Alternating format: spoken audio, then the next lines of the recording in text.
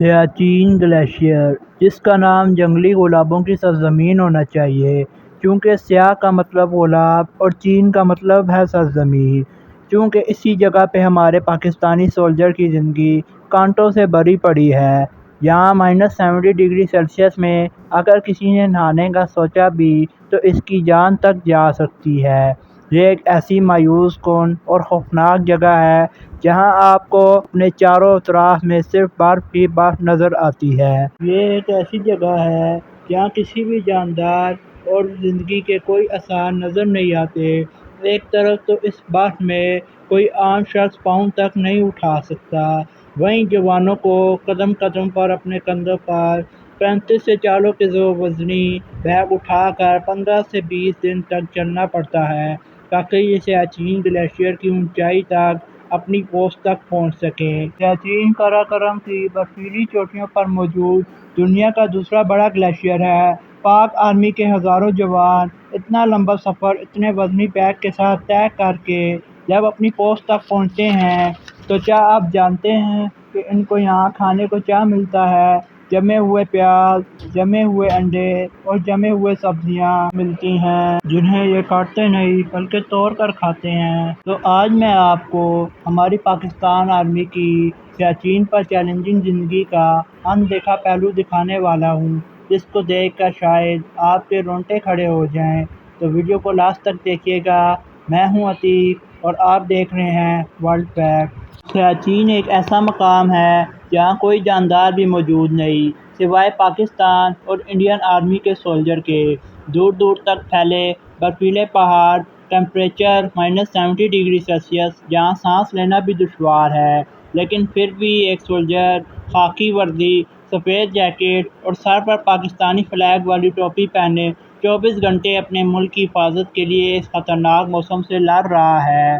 اور اپنے ملک سے محبت کرنے کے علاوہ ان کے پاس کیا ہوتا ہے جو ان کو اتنی مشکلات سہنے کی ہمت دیتا ہے؟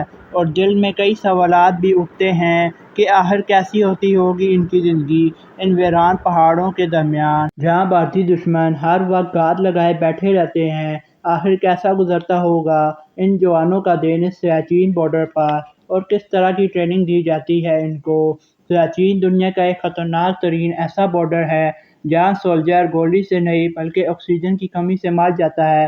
جیسا کہ میں نے آپ کو پہلے بھی بتایا کہ یہ دنیا کا سب سے اونچا گلیشیئر ہے اور اس میں یہاں پر سانس لینا بھی دشوار ہے، لیکن پھر بھی جوان ہاتھوں میں بندوق اٹھائے کسی بھی حملے کا جواب دینے کے لیے تیار بیٹھے رہتے ہیں۔ اب آپ یہ سوچ رہے ہوں گے کہ یہ جگہ زندگی گزارنے کے لیے انتہائی مشکل ہے تو سولجر یہاں کیوں جاتے ہیں؟ تو اس کا جواب صرف اتنا ہے کہ سیاچین پاکستان کا حصہ ہے جس پر انڈیا آئے دن اپنا حق جتانے کی کوشش کرتا ہے اور سیاچین پر نقل و حرکت کرتا نظر آتا ہے۔ اس لیے پاکستانی جماعتوں کی تعیناتی اور سروائیول کے لیے گورنمنٹ اچھا خاصا بجٹ صرف کرتی ہے۔ سیاچین گلیشیئر 20,000 فٹ کی اونچائی پر ہے۔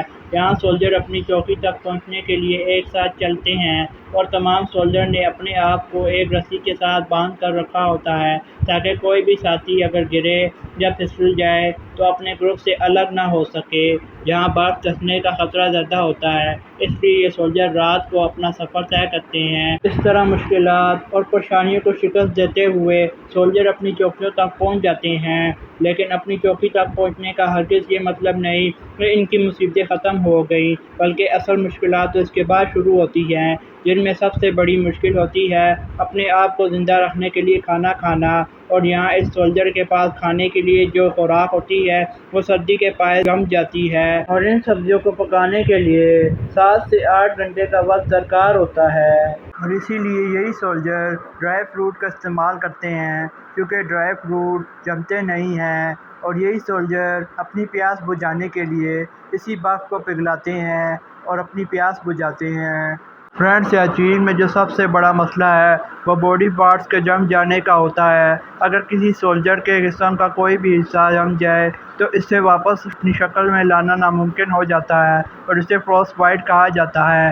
جوانوں کے لیے جو سب سے بڑا مسئلہ ہوتا ہے وہ فروسٹ بائٹ کا ہی ہوتا ہے۔ اس لیے انہیں ایسے کپڑے دیے جاتے ہیں جن سے ان مشکلات سے بچا جا سکے۔ یہاں جوانوں کے بے ہوش ہونے کا خطرہ کافی زیادہ ہوتا ہے۔ جو سولجر ان چوکیوں پر زیادہ وقت گزارتے ہیں، ان کی باڈی کا وزن کم ہو جانا، دھوپ کی کمی، نیند کا نہ آنا اور یادداشت کی کھونے کی شکایت سب سے زیادہ دیکھنے کو ملتی ہے۔ اب آپ سوچیے کہ ان مشکلات کے بعد کیسے ایک سولجر ہاتھ میں بندوق کے ساتھ ہر آنے والے سولجر کی گولی کا مقابلہ کرنے کے لیے تیار رہتا ہے۔ ایک جو سب سے اہم بات ہے وہ ہے تنہائی، جس سے ان سولجر کی ذہنی کیفیت پر گہرا اثر پڑتا ہے۔